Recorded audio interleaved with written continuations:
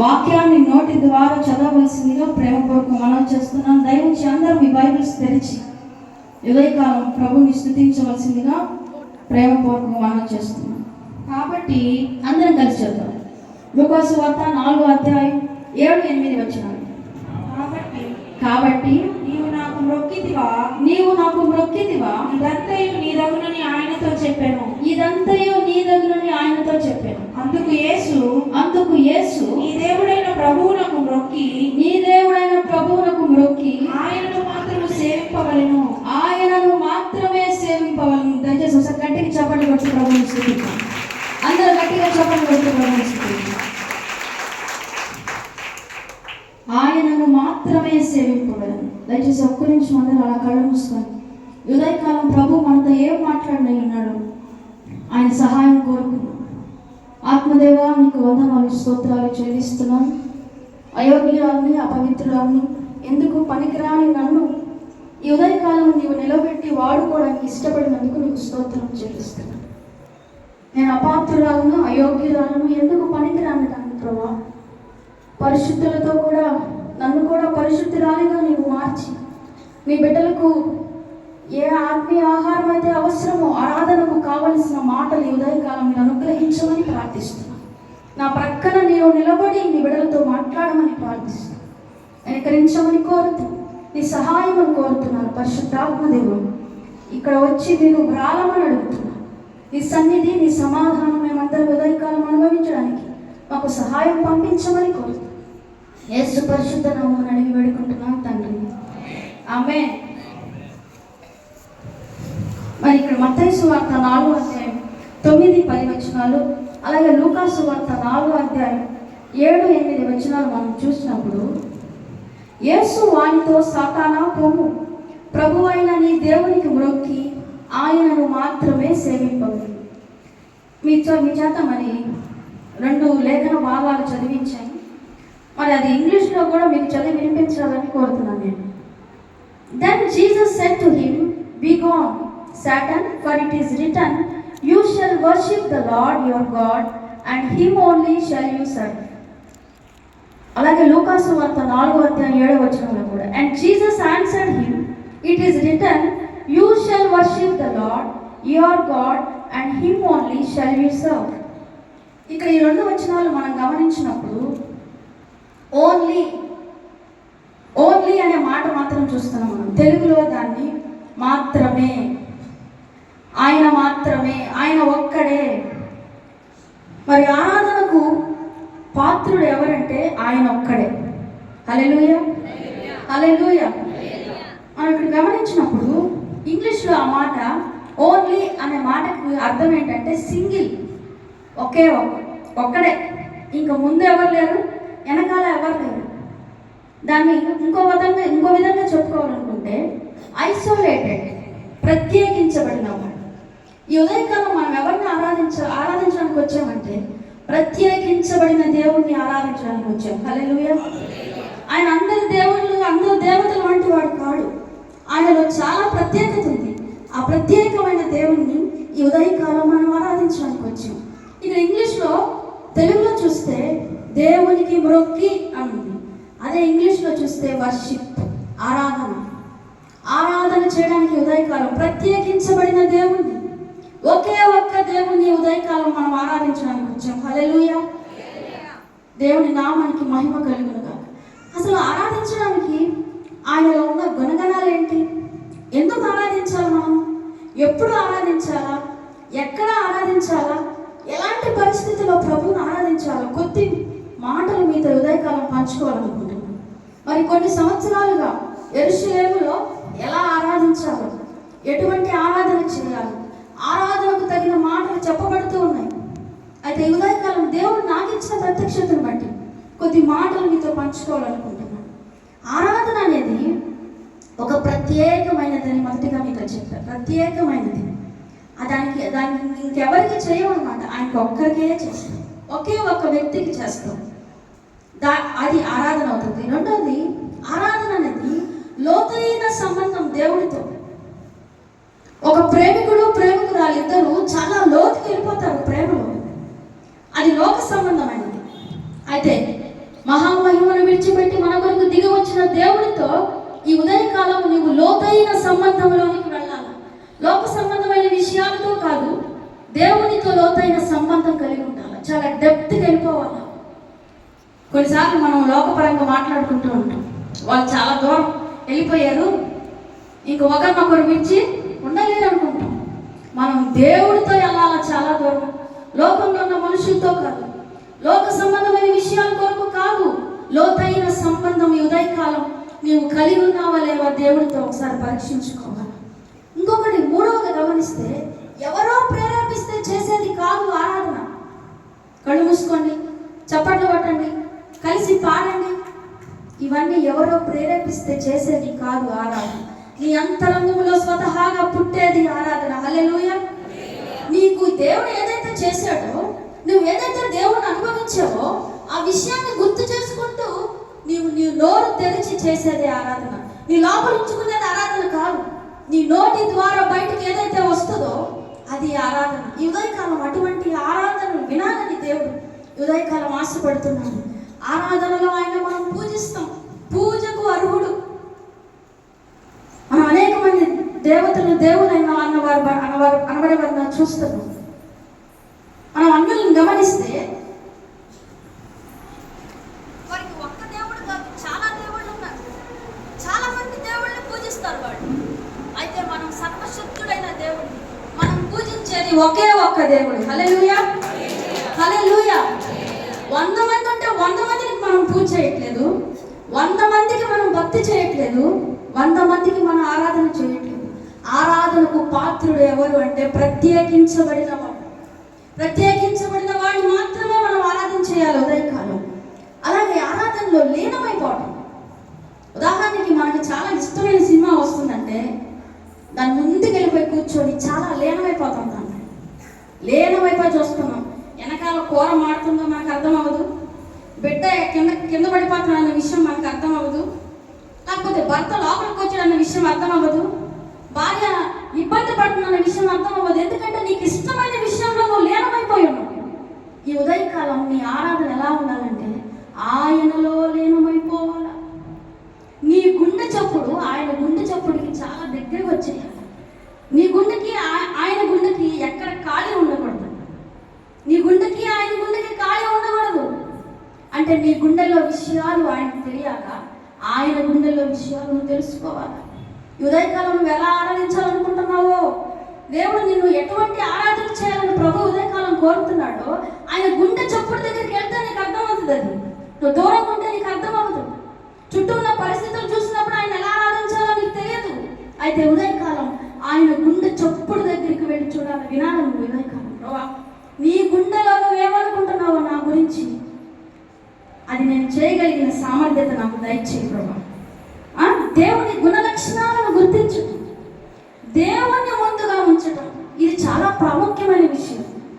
నీ ఆరాధనలో కావాల్సింది ఏంటంటే దేవుణ్ణి ముందుగా ఉంచటం. నీ పని పాటలు కాదు, నీ భార్య కాదు, నీ బిడ్డ కాదు, మరి నీ భర్త కాదు, వీరెవ్వరూ కాదు. దేవుణ్ణి ముందుంచడం అనేది ఆరాధన. హల్లెలూయా. అన్ని విషయాల్లో ఫస్ట్ ప్రిఫరెన్స్, ఫస్ట్ ప్రామినెన్స్. నేను కళ్ళు తెరిచిన వెంటనే, లేచిన వెంటనే దేనికైనా మరి ఒక ప్రామినెన్స్ ఇస్తాను అంటే, ఒక ప్రియారిటీ ఇస్తాను అంటే అది దేవునికే ఉండాలి. ఆరాధన అంటే సపరేట్గా వచ్చి ఆరాధన చేయనవసరం లే. దేవునికి నువ్వు మొట్టమొదటిగా ఆయన్ని ముందుంచడం అనేదే ఆరాధన. హల్లెలూయా, హల్లెలూయా. ఉదయకాలం మనం పరీక్షించుకోవాలి, ప్రభా ఇలాంటి లక్షణాలు నా లోపల ఒక్కటైనా ఉందా? నీలో లీనమై ఆరాధిస్తున్నానా? నేను నీ గుణగణాలు నేను గుర్తించగలుగుతున్నానా? నీ లక్షణాలు ఏంటో నాకు తెలుసా ప్రభా? ఒకవేళ అవన్నీ నీకు తెలుసుంటే నువ్వు ఆరాధించకుండా ఉండలేవు ప్రభు. నువ్వు మౌనంగా కూర్చోలేవు ఇక్కడ. దేవుడు ఇన్ని మాసాలు నీ జీవితంలో ఏం చేశాడో ఒకసారి నువ్వు గుర్తు చేసుకుంటే ఆయన్ని ఆరాధించకుండా నువ్వు మౌనంగా ఉండలేవు, ఆయన స్తుతించకుండా నువ్వు ఉండలేవు. మాటి మాటికి కళ్ళు మూసుకోండి, చప్పట్లు కొట్టండి, పాటలు పాడండి అని చెప్పడంలో దాని వెనకాల అర్థం ఏంటంటే, నువ్వు కళ్ళు మూసుకున్నప్పుడు ప్రభు యొక్క ముఖ దర్శనం నీకు దొరుకుతుంది. నువ్వు కళ్ళు తెరిచి దిక్కులు చూస్తున్నప్పుడు నీ చుట్టూ ఉన్న ప్రపంచంలో ఏం జరుగుతున్నాయో వాటి మీద నీ ధ్యాస, దృష్టి ఉంటుంది. ప్రభు మీద నీ దృష్టి ఉండదు. ప్రభు లక్ష్య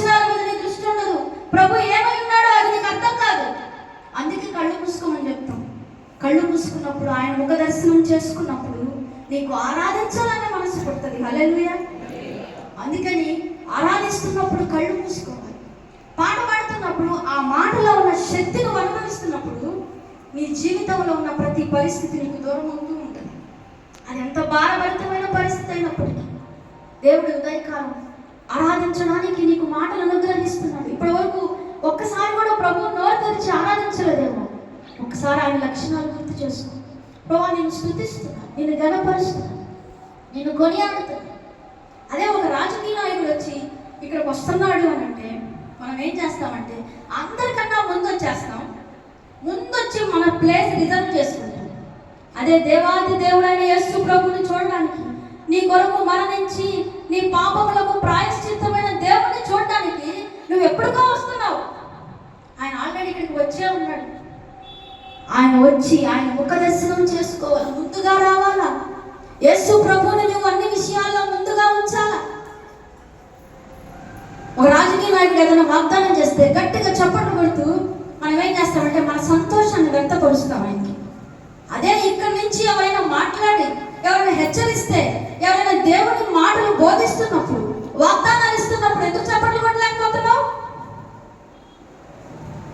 అంటే ఆ మాటలను నువ్వు లోపలికి రిసీవ్ చేసుకోవట్లేదు. నీవు రిసీవ్ చేసుకొని ఆ మాటలకు నువ్వు ప్రతిస్పందించినప్పుడు దేవుడు నీ జీవితంలో ఆ విషయాన్ని ఖచ్చితంగా జరిగిస్తాడు. చప్పట్లు కొడుతూ ప్రభువుగా హల్లెలూయా. ఒక మాట ఇక్కడ నుంచి ఈ పులిపీఠం మీద నుంచి ఎక్కడ ఎవరు నిలబడి మాట్లాడుతున్నప్పటికీ ఆ మాటల్ని నీ హృదయంలోకి రిసీవ్ చేసుకో. అది కూడా ఆరాధనే. ఒక భక్తుడు అన్నాడు, worship is worthless without obedience. మళ్ళా చెప్తున్నాను ఆ మాటను ఇంగ్లీష్లో. Worship is worthless without obedience. విధేయత అనేది లేకుండా ఆరాధన విలువ లేనిది. నువ్వు చేసే ఆరాధన చాలా వేస్ట్, అది పనికిరానిది, అది దేవునికి అవసరం లేదు అన్నట్టు ఆరాధన. నీవు విధేయత చూపిస్తే, ఏవైతే నీకు హెచ్చరించబడుతున్నాయో, ఏవైతే దేవుడు నీకు వాగ్దానాలు అనుగ్రహిస్తున్నాడో వాటి ప్రకారం నువ్వు నడిస్తేనే అది సరైన ఆరాధన. హల్లెలూయా, హల్లెలూయా. ఈ ఉదయకాలం అలాంటి ఆరాధన ప్రభు మరి మన యొద్ద నుంచి మరి మనం చేయాలని ప్రభు కోరుతున్నాడు. మరి మీకు కొన్ని విషయాలు చెప్పాలనుకుంటున్నాను. అనేక మతాలు మరి మన చుట్టూ ఉన్నాయి. ఆ మతాల్లో మరి హైందవ మతం వాళ్ళ దృష్టిలో ఆరాధన అంటే ఏంటి అంటే జీవితాన్ని క్రమపరుచుకోవడం. వాళ్ళ జీవితాన్ని సెటరేట్ చేసుకుంటే ఆరాధించినట్లు లెక్క. అలాగే యూదా మతాన్ని, ఒక మతాన్ని చూసినప్పుడు ఆ మతంలో కూడా సంఘాన్ని ఏకము చేయటం, ఆరాధించడం. వాళ్ళ లెక్కలో సంఘం అంతా ఒకటి అయ్యింది అంటే, ఆ కమ్యూనిటీ అంతా ఒకటి అయ్యింది అంటే, వారికి సంబంధించిన వారందరూ ఒకటయ్యారు అంటే ఆ యూదా మతంలో అది ఆరాధించడం వారి దృష్టిలో. అయితే క్రైస్తవులుగా క్రీస్తుని ఎరిగిన వారికి మనకి ఆరాధించడం అంటే ఏంటంటే ఆయన లక్షణాలను గుర్తు చేసుకోవడం, కృతజ్ఞతా భావం కలిగి ఉండటం, లోతైన సంబంధం దేవునితో కలిగి ఉండటం, అది ఆరాధన. హల్లెలూయా, హల్లెలూయా. లోతైన మరి సంబంధం దేవునితో ఉదయకాలం నీకు కలిగి ఉన్నావా? ఉదయకాలం మనం పరీక్షించుకోవాలి. ప్రభా, అనేక మందితో అనేక విషయాలతో నాకు లోతైన సంబంధం ఉంది. ఎవరైనా చిన్న విషయం చేస్తే వాళ్ళకి థ్యాంక్స్ చెప్పేస్తాను ప్రభా వెంటనే. అయితే నువ్వు నన్ను బ్రతికించి, నాకు ప్రాణం ఇచ్చి, పోషించి, పరామర్శించి, జీవమిచ్చి, నాకు కావలసినవన్నీ నువ్వు అనుగ్రహించేవే, నేను ఎప్పుడు నీ కృతజ్ఞత చెల్లించలేదు ప్రభా. ఈ ఉదయకాలం నీకు థ్యాంక్స్ చెప్తున్నా, నీ కృతజ్ఞత చెల్లిస్తున్నాను. నువ్వు బతుకున్నావంటే అది ఒక్కడానికి నువ్వు కృతజ్ఞత చెల్లించవచ్చు. వీటన్నిటికి మించి సిలువలో ఆయన నీ కొరకు కార్చిన ఆ ప్రశస్తమైన రక్తం కొరకు నీవు ఆయన ఆరాధించాలి. మరి ఆరాధనలో ఉన్న శక్తి ఏమిటో ఉదయకాలం మీతో పంచుకోవాలనుకుంటున్నాను. నువ్వు ఆరాధిస్తున్నప్పుడు ఏం జరుగుతుందంటే, మరి ఆరాధించినప్పుడు నువ్వు ఎలాంటి శక్తిని పొందుకుంటావు, ఏ ఏ విషయాల్లో శక్తిని పొందుకుంటావు అంటే 2వ దినవృత్తాంతములు 20వ అధ్యాయం 22వ వచనం చూసినట్లయితే, మరి సమయం లేదు కాబట్టి నేను చెప్తున్నాను. పాడుటకు స్తుతించుటకు మొదలు పెట్టారు వాళ్ళు. అక్కడ పాడుటకు స్తుతించుటకు మొదలు పెట్టినప్పుడు శత్రువులు హతులయ్యి. హల్లెలూయా.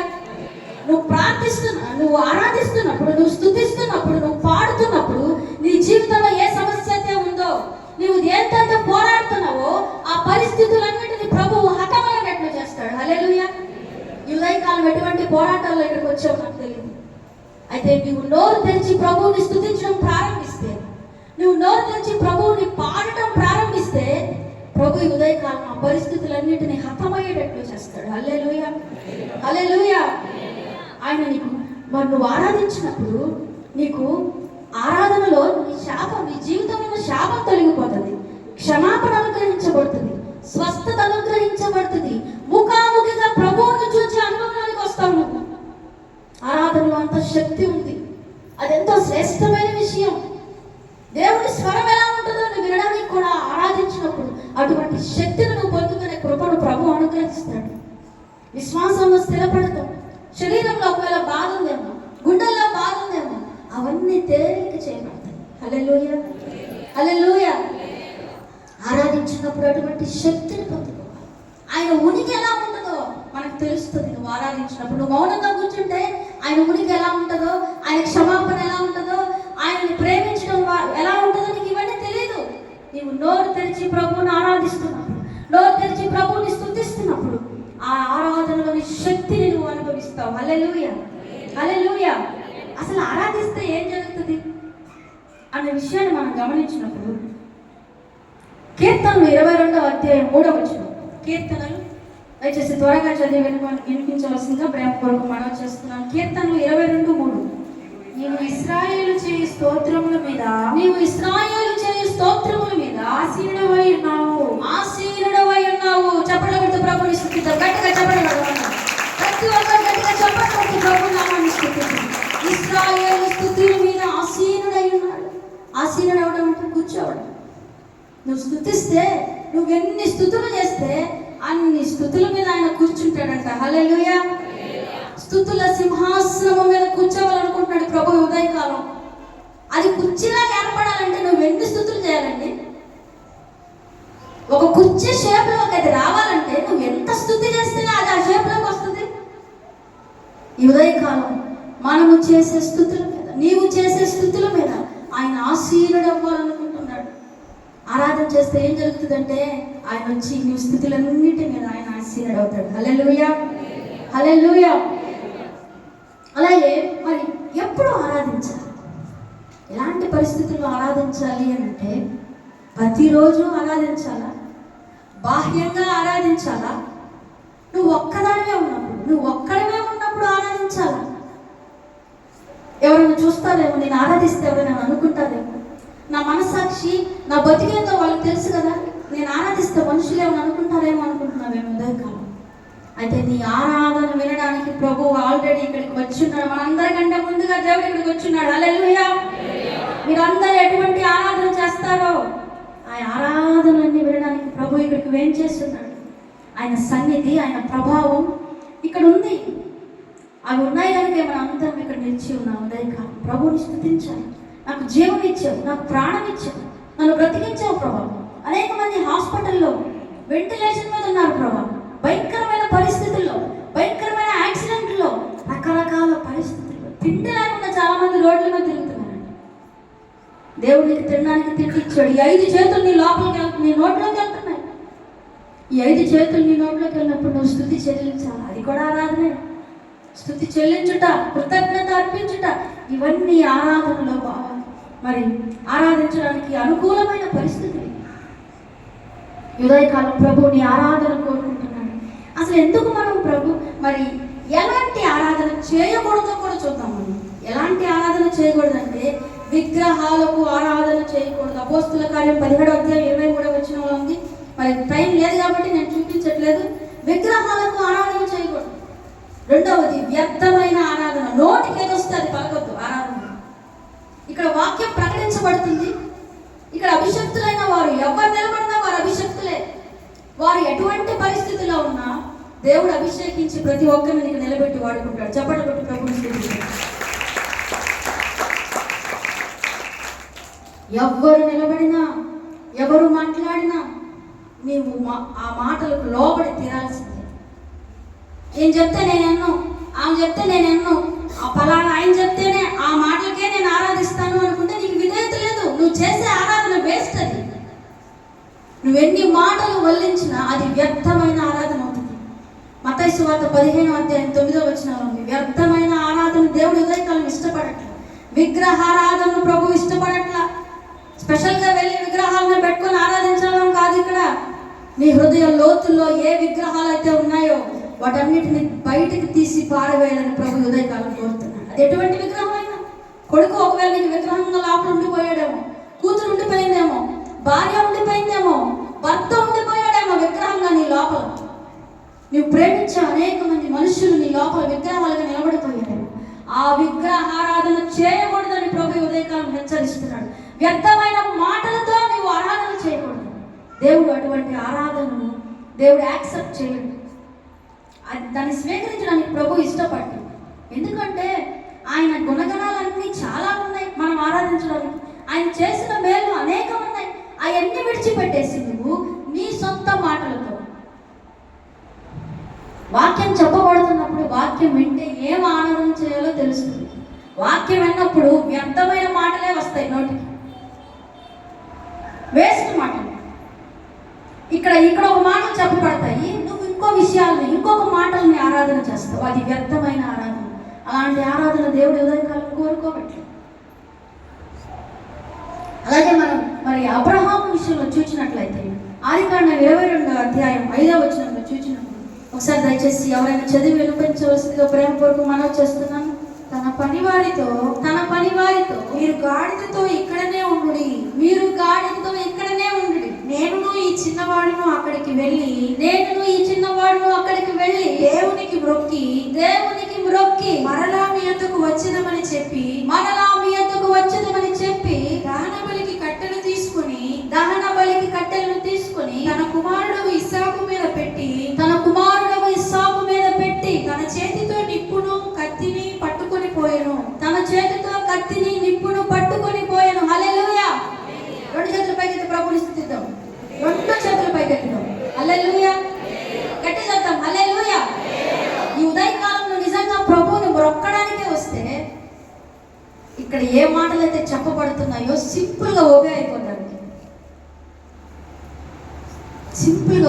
ఎప్పుడు దైవజనంలో ఒక మాట చెప్తూ ఉండేవాడు, డిలేడ్ ఒబీడియన్స్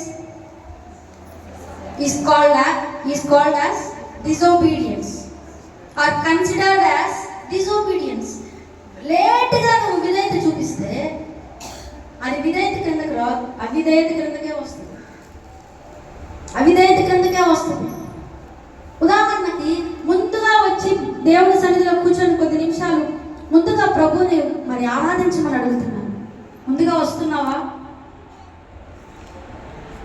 ఇక్కడున్న ఎవరన్నా బిడ్డలు వెనక్కి వెళ్ళి వెనకాల కూర్చున్న వాళ్ళని ముందుకు జరగమంటారు. ఒక్కళ్ళు కూడా ముందుకు సర్దుకోరు. విధేయత లేని పరిస్థితులు. నువ్వు పెద్దదానివైనప్పుడు ఒక చిన్న అమ్మాయితో ఆ విషయం చెప్పించుకోకూడదు నువ్వు అనుకున్నప్పుడు ముందుగానే విధేయత. ఇక్కడి నుంచి చెప్తున్నారు, ఆ మాటకు లోబడు, ముందుకు సర్దుకొని కూర్చోండి. ఇంకా వెనకాల వచ్చిన వారు కూడా ప్రభువుని ఆరాధించడానికి అనుకూలమైన పరిస్థితులు ఏర్పాటు చేయండి. ఎవరికి డిస్టర్బెన్స్గా నువ్వు ఉండద్దు.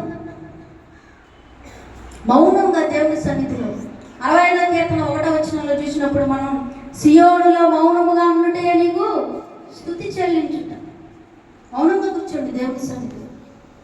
నీవు కానీ, నీ భార్య కానీ, నీ భర్త కానీ, నీ బిడ్డలు కానీ ఎవరికి డిస్టర్బెన్స్గా ఉండకూడదు దేవుని సన్నిధిలో. హల్లెలూయా.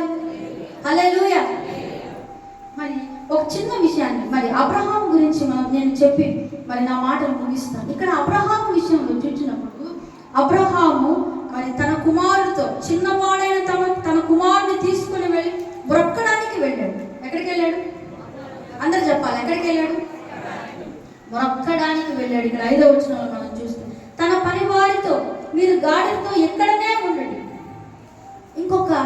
ఒక స్పెషల్ విషయం ఏంటంటే నీవు ఆరాధనకు వచ్చేటప్పుడు, దేవుని మందిరానికి వచ్చేటప్పుడు ఏదైతే నీకు ఆటంకంగా ఉందో వాటిని విడిచిపెట్టుగా. ముందు నీకు ఏ ఆటంకాలు ఉన్నాయో వాటిని విడిపించుకొని, వాటిని విదిలించుకొని నువ్వు దేవుని సన్నిధిలోనికి రావాలి. అప్పుడే నువ్వు దేవుని సన్నిధిలో ఆరాధించగలవు. రెండో విషయం గమనిస్తే చిన్నవారైనా పెద్దవారైనా ఎలాంటి పరిస్థితులు అయినా దేవుణ్ణి ఆరాధించడానికి రావాలి. చిన్న బిడ్డ ఉంది నాకు, నేను ఈరోజు దేవుణ్ణి ఆరాధించడానికి వెళ్ళలేను అని అనుకోకూడదు. నాకు శరీరంలో బాగాలేదే, చిన్న బిడ్డలు కదా, వాళ్ళే మందిరం తీసుకెళ్తాం, వాళ్ళేం ఆరాధిస్తారు అనుకోకూడదు. ఇక్కడ చూస్తే మనం మరి క్షమించండి, అబ్రహాము నేను ఈ చిన్నవాడును అక్కడికి వెళ్ళి దేవునికి మ్రొక్కి మరలా మీ యొద్దకు వచ్చేదము. హల్లెలూయా. మరలా మీ యొద్దకు వచ్చేదము, వస్తానన్నట్లా వచ్చేదము, ఇద్దరం కలిసి వస్తాం. నువ్వు ఆరాధిస్తున్నప్పుడు ఒక బలమైన విషయాన్ని నువ్వు గ్రహించాలి. ఇక్కడ మనం చదివిన ఈ లేఖన భాగంలో ఒక విషయం మనం గమనించాలి. ఏంటి అంటే, నువ్వు ఆరాధించినప్పుడు దేవుడు నువ్వు స్తుతి చెల్లిస్తున్నప్పుడు నీలో కోల్పోయిన విశ్వాసాన్ని కూడా తిరిగి దేవుడు అనుగ్రహిస్తాడు నీకు. అది ఎలాంటి పరిస్థితి అయినా నువ్వు నిజంగా స్తుతించడం ప్రారంభిస్తాడు, దేవుడు నీ గుండెల్లో విశ్వాసాన్ని పోస్తాడు. ఎలాంటి విశ్వాసం అంటే, ఇక్కడ అబ్రహాము యొక్క విశ్వాసం ఏంటి అంటే, ఒకవేళ చచ్చిపోయినా తిరిగి మేమిద్దరం కిందకి దిగి వస్తాం. హల్లెలూయా. చప్పట్లు కొట్టి ప్రభువుని స్తుతిద్దాం. గట్టిగా చప్పట్లు కొట్టి ప్రభువుని స్తుతిద్దాం. జీవముతో తిరిగి వస్తాం. ఆరాధనలో జీవం ఉంది. నీ నిత్యమైన పరిస్థితులు దేవుడు విడిపించాలంటే నువ్వు దేవుని సన్నిధిలోనికి రావాలి. ఆరాధించే స్థలంలోనికి నువ్వు రావాలి. ఉదయకాలం ప్రభువా నిన్ను ఆరాధించడానికి మొదటిగా నేను ఆరాధిస్తాను, మొదటిగా నేనే నిన్ను స్తుతిస్తాను ప్రభు, నిన్ను ముందుగా ఉంచుకుంటాను ప్రభు. నా జీవితంలో ఇంకేమి నాకు అవసరం లేదు, ఏది నా ఫస్ట్ ప్రిఫరెన్స్ కాదు ప్రభు. ఉదయకాలం నీవే నా ఫస్ట్ ప్రిఫరెన్స్, నీకే ఇస్తాను ప్రభు. ఉదయకాలం ప్రభుతో చెప్పాలి. ఇక్కడ మన అబ్రహాము విషయంలో గమనించినప్పుడు నేను ఈ చిన్నవాడును వెళ్ళి మ్రొక్కి తిరిగి వచ్చేదము అంటున్నాడు. ఒకసారి బలి చేసిన తర్వాత బ్రతుకుతాడా? చనిపోయిన తర్వాత బ్రతుకుతారా మనిషి? బ్రతకుడు. కానీ అబ్రహాము యొక్క విశ్వాసం ఏంటంటే, తిరిగి వస్తాం, ఇద్దరు వస్తాం, ఒక్కరు కాదు ఇద్దరు వస్తాం. దేవుడు మరి ఆరాధించినప్పుడు బ్రొక్కినప్పుడు ఆయన జీవం నీలోనికి వస్తుంది, ఆయన ప్రభావం నీలోనికి వస్తుంది. ఆ ప్రభావం నీలోనికి వచ్చినప్పుడు నువ్వు గొప్ప కార్యములు, అద్భుత కార్యములు, ఆశ్చర్య కార్యములు, ఊహించని కార్యములు నువ్వు చూస్తావు. హల్లెలూయా, హల్లెలూయా. మరి ఆరాధించిన మరి మనం ప్రభువుని ఎందుకు ఆరాధించాలో కూడా మరి ఒక వచనంలో నేను మీకు చూపించి నా మాటలు ముగిస్తాను. ఎందుకు ఆరాధించాలి, ప్రభువుని ఎందుకు ఆరాధించాలి? మనం ప్రకటన గ్రంథం 1వ అధ్యాయం 6వ వచనం చూద్దాం. ప్రకటన గ్రంథం 1వ అధ్యాయం 6వ వచనం దయచేసి త్వరగా చదివి వినిపించవలసింది. మనలను ప్రేమించుచు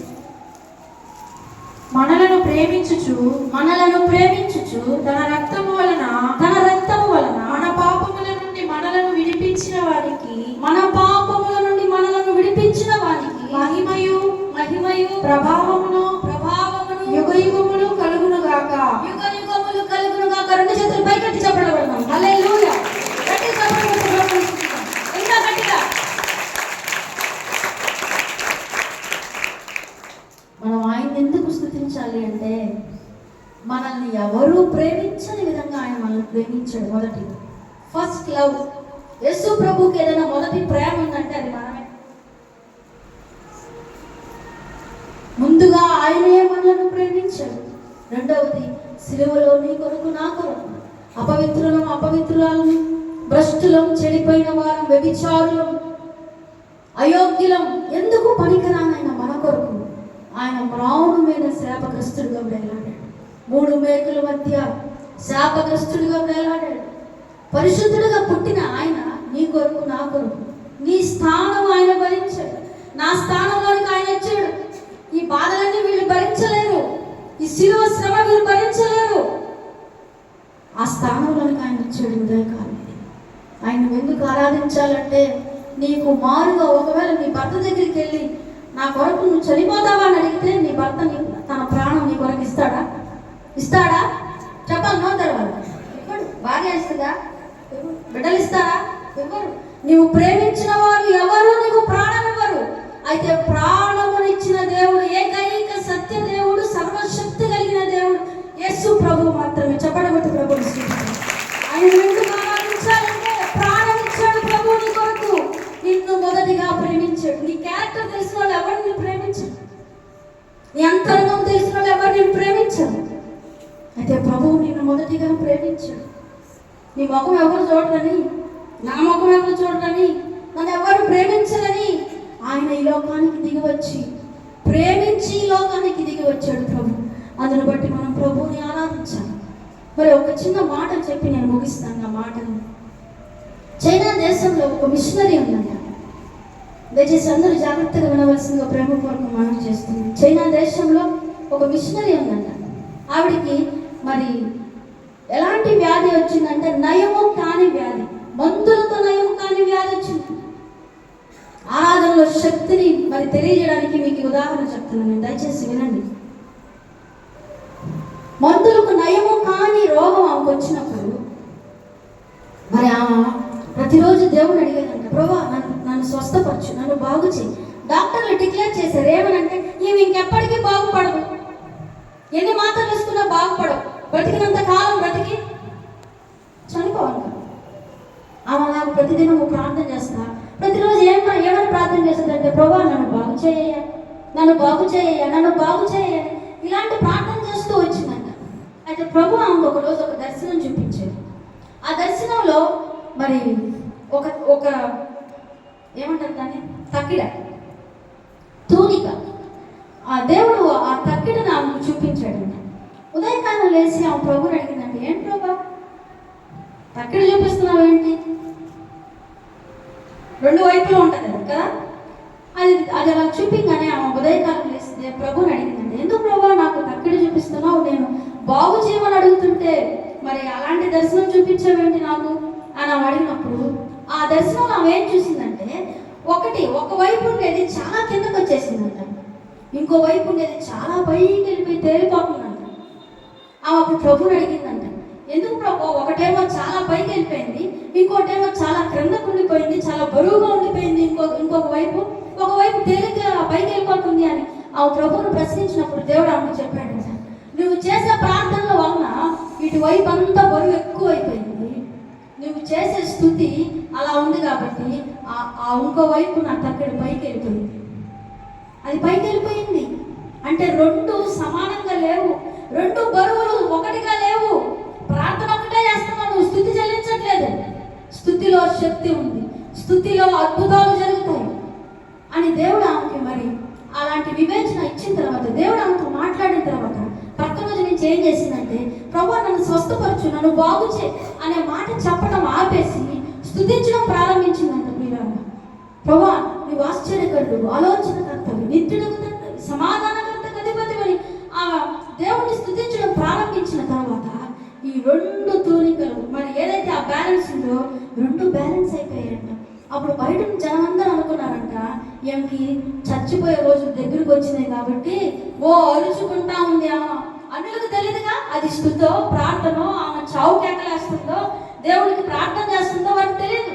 వాళ్ళు అనుకున్నారంట, ఏమో చనిపోయే ముందు వేస్తున్న చావు కేకలు ఇవ్వనుకున్నారంట. ఆమె కొద్ది రోజులు అలాగ దేవుడిని స్తుతించి ఆ బ్యాలెన్స్ ఎప్పుడైతే రెండు వైపుల సమానంగా వచ్చిందో దేవుడు ఆమెను స్వస్థపరిచాడు. హల్లెలూయా, హల్లెలూయా. ఆమె స్వస్థపరచబడి ఎప్పుడైతే ఆ బ్యాలెన్స్ రెండు వైపుల సమానంగా నిలబడిందో దేవుడు ఆమెకు స్వస్థత ఇచ్చాడు. ఆమె అప్పుడు బయటకు వచ్చి ప్రభువుని స్తుతించింది. అప్పుడు ఆమెను అడిగారంట, ఎలా బాగుపడ్డావు, నీకు మందులు కూడా లేవు కదా, మందుల ద్వారా నువ్వు అసలు బాగుపడవని చెప్పారు కదా, ఎలా బాగుపడ్డావు అంటే ఇంగ్లీష్లో ఆమె ఒక మాట చెప్పిందంట, ప్రైజ్ క్యూర్ అని చెప్పిందంట. హల్లెలూయా, హల్లెలూయా. ప్రైజ్ క్యూర్ అంటే స్వస్థపరచబడ్డ, స్తుతుల ద్వారా స్వస్థపరచబడ్డ. ఆమె పెట్టిన ఆ మాత్ర ఒక పేరు పెట్టిందంట. ఆమె అన్యులకి ఆ మాట చెప్పిందంట, నేను వేసుకున్న మాత్ర ఏంటి అంటే ప్రైజ్ క్యూర్. చెప్పండి కొట్టి ప్రభుని స్తుతిస్తాం, గట్టిగా చెప్పండి కొట్టి ప్రభుని స్తుతిస్తాం. Praise cure. ఈ ఉదయకాలం నీవు కూడా నీ పరిస్థితుల నుంచి విడుదల పొందాలంటే నీవు కూడా ప్రైజ్ క్యూర్ని తీసుకోవాలి. ప్రైజ్ క్యూర్ని తీసుకోవాలి నువ్వు, లేకపోతే నీ జీవితంలో ఎన్ని పరిస్థితులు ఉన్నా అలాగే నిలబడిపోతాయి. నువ్వు స్వస్థపరచబడలేవు, బాగు చేయబడలేవు. మాటికి నన్ను బాగు చేయి అని అడగద్దు. ప్రభువుని స్తుతించడం ప్రారంభించు. నేను ఒక చిన్న మాట చెప్పి, నాకు ఇచ్చిన సమయం అయిపోయింది, నాకు మాట చెప్పి నేను ముగిస్తాను. మరి మైకల్ మిరాకిల్ హాస్పిటల్లో ఉన్నప్పుడు మరి మేమిద్దరం, నేను నా భర్త ఇద్దరం కలిసి ఎప్పుడూ బాగు చేయి అన్న మాట అడగలం. అంశాంటి హాస్పిటల్కి వచ్చి చెప్పింది, చేశాడు నీకు వందనాలని చెప్పు, బ్రతికించాడు నీకు వందనాలని చెప్పు, ఆరోగ్యం ఇచ్చాడు నీకు వందనాలని చెప్పు, బ్రెయిన్ డ్యామేజ్ని తొలగించాడు నీకు వందనాలని చెప్పు అని ఆమె ఎప్పుడైతే మాకు చెప్పిందో ఆ వచ్చాను. ఎప్పుడు బాగు చేయ ప్రభా, ఆరోగ్యం ఇవ్వు ప్రభా అని ప్రార్థన చేయాల. బాబు హాస్పిటల్లో ఉన్నంతకాలం స్తుతి చెల్లిస్తూ వచ్చాను. ఆ మాటకు వస్తే 15వ తారీఖున మరి నేను నిన్న నా సాక్ష్యాన్ని పంచుకోవడానికి నాకు సమయం లేదు కాబట్టి ఒక్క చిన్న మాట మరి ఈ సందర్భంగా చెప్పాలనుకుంటున్నాను. నేను 15వ తారీఖున హాస్పిటల్కి వెళ్ళి బాబుని చూసి వచ్చిన తర్వాత మరి నాతో పాటు కావ్య, అనుష, శ్రీలక్ష్మక్క, నేను, మమ్మీ 5గురం కలిసి ఇక్కడ ప్రార్థన చేశాను. బాబుని చూసి వచ్చిన తర్వాత చాలామంది స్త్రీలు నాకు ఎదురుపడి ఆంటీ వాళ్ళు అడిగారు, మా బాబు ఎలా ఉన్నాడు? నేను వాళ్ళకి ఏం సమాధానం చెప్పాలి, ఎందుకంటే బాబు కండిషన్ అలా ఉంది. నేను చెప్పడానికి ఏం లేదు నా నోట్లు మాటలు. అయితే ఆ హాస్పిటల్లో నుంచి మరి తిరిగి వస్తున్నప్పుడు నా భర్త నాకు ఫోన్ చేసి అన్నాడు, యోగ గ్రంథం ఎక్కువసార్లు చదవమ్మా, యోగ గ్రంథం చదవమన్నాడు. అనుకోకుండా నేను బాబు దగ్గరికి వెళ్తున్నప్పుడు యోగ గ్రంథంనే నేను ధ్యానిస్తా వెళ్ళాను. అప్పటి వరకు నా డైలీ పోర్షన్ వేరు. 15వ తారీఖున మరి నేను తీసుకున్న మరి దేవుడు నాతో మాట్లాడిన మాటలు వేరు. దేవుడు అన్యాయం చేయుట అసంభవం, సర్వశక్తుడు అన్యాయం చేయుట అసంభవం. దేవుడు నాతో మాట్లాడాడు. నేను అనుకున్నాను దేవుడు బాగు చేసి తెస్తాడనుకున్నాను. అప్పుడు ఆయన నాతో అన్నాడు, నన్ను అడిగాడు బాబు ఎలా ఉన్నాడు అంటే, బాబు హార్ట్ రేట్ 68 ఉంది అన్నాడు. అయినా నా లోపల ఏమీ భయం లేదు, ఆందోళన లేదు, ఎందుకంటే దేవుడు నాకు వాగ్దానం ఇచ్చాడు. ఆ వాగ్దానం పట్టుకొని చాలా ధైర్యంగా ఉన్నాను నేను. అప్పుడు ఆయన అన్నాడు, యోగ గ్రంథం చదువుతూ ఉండు అనగానే నేను యోగ గ్రంథం చదువుతూనే ఉన్నాను. ఆ రోజు సాయంత్రం ప్రార్థనకు వచ్చిన తర్వాత ప్రార్థనలో నేను ఒక మాట అన్నాను దేవుడితో. నాకు మరి ఆ మాటకి సాక్షులు ఈ బిడ్డలు కూడా ఏమన్నానంటే, యెహోవా ఇచ్చేది యెహోవా తీసుకునే, ఆయన నామమునకు స్తుతి కలుగును. హల్లెలూయా. ఇక్కడ నేను ఆ మాట మాట్లాడాను. మరి నాకు తెలియకుండా ఆయన ప్రయాణం చేస్తుంది. ఆయన కూడా యెహోవా ఇచ్చేది యెహోవా తీసుకునే.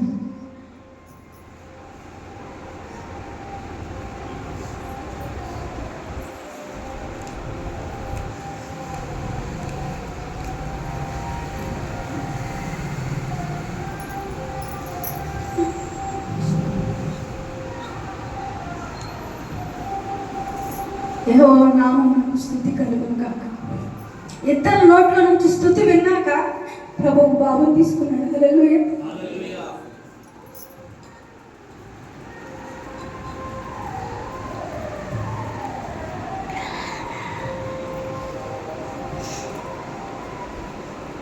స్తుతిలో శక్తిని చూసాము. ఒకవేళ మనం స్తుతించకపోతే తను ఎంతో బాధపడేవాడు. అలాగే మంచం మీద స్తుతించిన వెంటనే ప్రభు తనని తీసుకున్నాడు.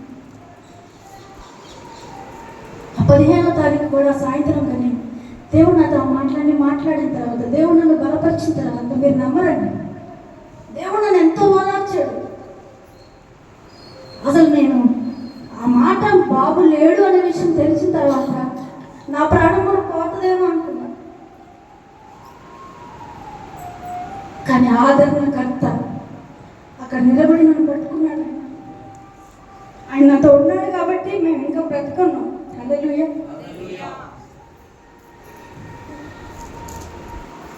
నేను ప్రభువుని అడిగాను, ప్రభా బిడ్డని నువ్వు వచ్చినప్పుడు ఎందుకు పెట్టించావు పేరు మైకిల్ మిరాకిల్ అని? నేను దేవుడితో మాట్లాడడం ప్రారంభించా. ఎందుకు పెట్టించావు ప్రభా? బిడ్డ ఉండడం నీకు తెలుసు కదా, ఎందుకు పెట్టించావు ఆ పేరు అన్నప్పుడు చాలా అద్భుతాలు మీ జీవితంలో, మీ సంఘ జీవితంలో, మరి ప్రపంచాలన్నీ మైకేల్ మిరాకిల్ కొరకు ప్రార్థన చేసింది. అదొక పెద్ద అద్భుతం. చప్పటి కొట్టు ప్రభు. ప్రపంచంలో ఉన్న అనేక దేశాలు మైకేల్ మిరాకిల్ కొరకు ప్రార్థించి ప్రార్థనల ద్వారా మహిమ ప్రవేశం చేశాడు నా కుమారుడు. ఇంకొక అద్భుతమైన విషయం ఏంటంటే ఇంకొక మిరాకిల్ ఏంటంటే నేను నా భర్త ఇద్దరం దేవుని సేవలకు రావడం. అదొక గొప్ప అద్భుతం. సంఘంలో ఎప్పుడు ప్రార్థన చేయని వారు, ఎప్పుడు ఉపవసించని వారు ప్రార్థనలు చేసి నా దగ్గరికి వచ్చారమ్మా, దేవుడు మాకు ఈ దర్శనం ఇచ్చారు. దర్శనాలు చూసిన వాళ్ళు ఉన్నారు యెరూషలేములో. హల్లెలూయా.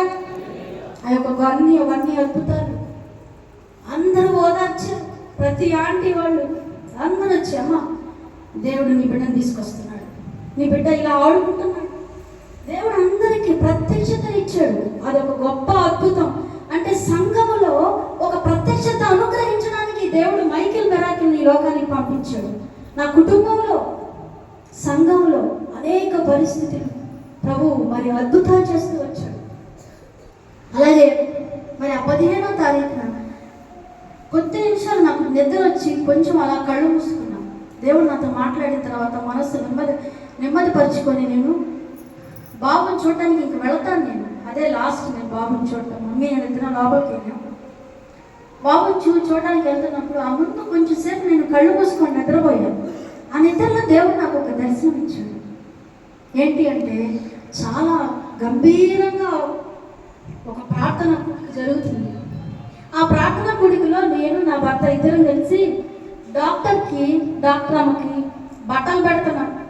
మీరు చాలా గొప్పగా మా బాబుని ట్రీట్ చేశారండి అన్న ఉద్దేశంతో మేము మరి వారికి బట్టలు పెట్టి ఇక్కడ చాలా ఘనంగా ఎవరు ఊహించని విధంగా ఇక్కడ ఒక గొప్ప మీటింగ్ జరుగుతుంది.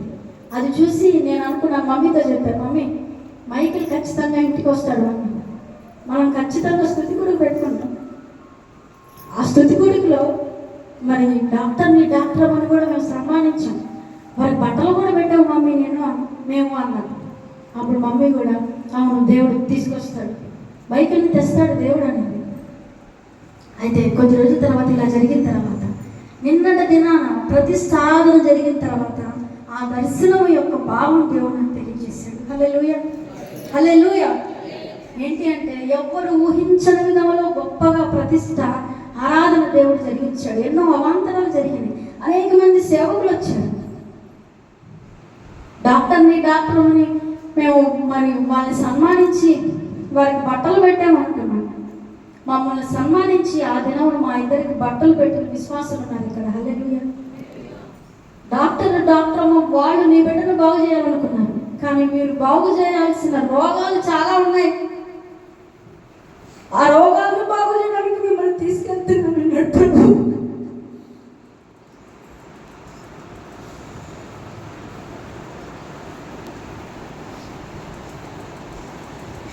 వారిద్దరికి కాదు మీరు సన్మానం, మీ ఇద్దరిని డాక్టర్ నేను ఎన్నుకున్నాను.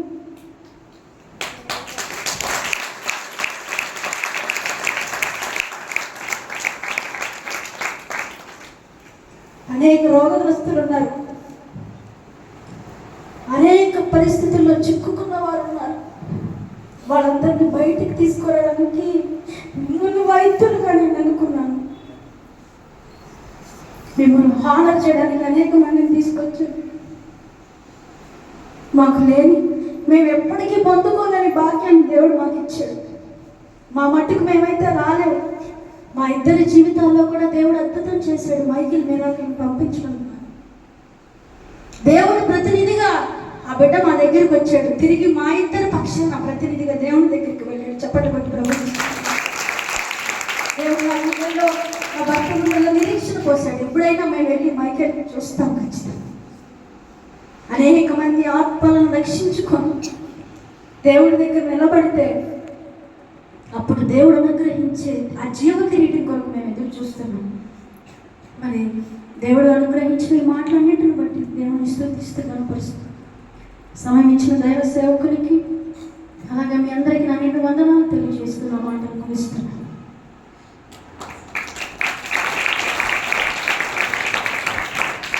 మోకరించండి.